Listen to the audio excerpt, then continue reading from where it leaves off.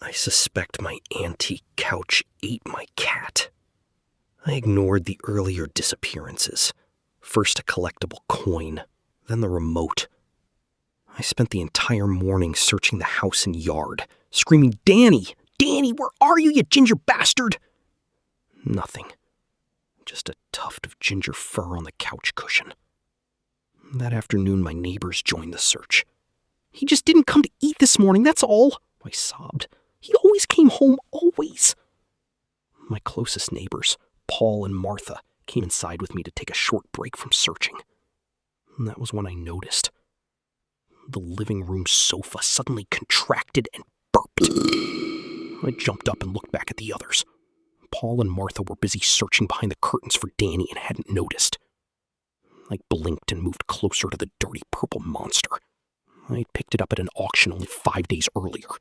Yes, I love antiques. Coins, figurines. "There he is!" Martha shouted, pointing through the window. "Come here, you bastard!" I reached the tree first. "Guys, bring the table from the living room, and a chair, too!"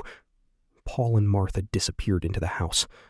Danny, alive and well, was staring down at me from a high branch. "Well, buddy, it's a shame I don't have a ladder." They were still inside, and the cat was clearly frightened. I noticed a patch of fur missing from his belly. I grabbed hold of the trunk and climbed up. When I reached for Danny, his fur bristled and he suddenly bit my hand. Hard. Strange. He had never behaved aggressively before. "That won't do, buddy," I told him. "I'll get some gloves, since you're not in the mood today." I started climbing down. Then I heard screams from inside my house.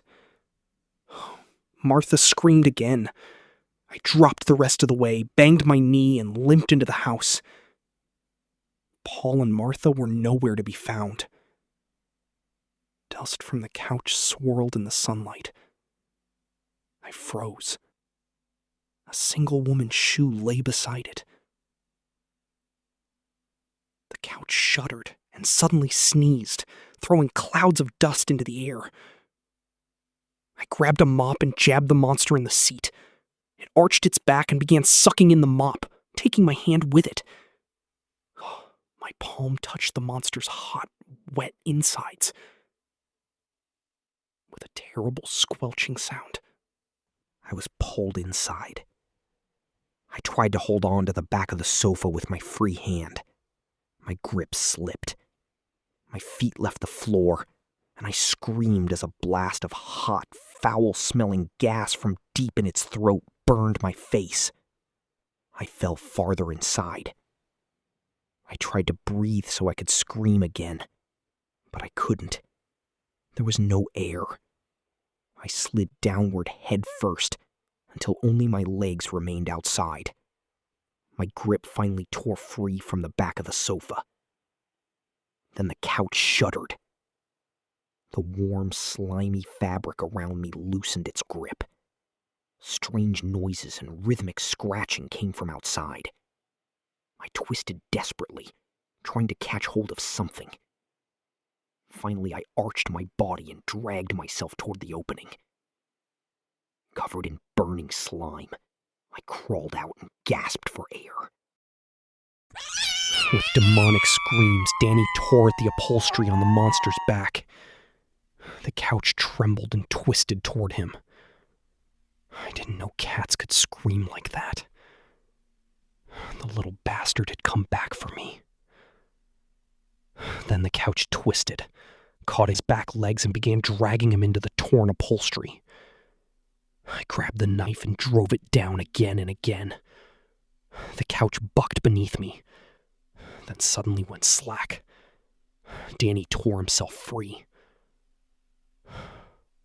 I stood over it, waiting for Paul or Martha to come back out. Neither of them did. They were never found. Eventually, they were declared missing. That night, I chopped the couch into pieces and burned it in the backyard. There was no slime, no flesh, and no trace of Paul or Martha. Just ordinary boards and foam. It was as though something had attached itself to the couch from the other side.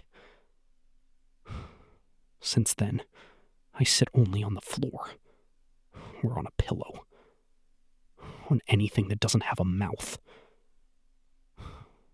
I've seen Danny in the yard a couple of times, and left food for him.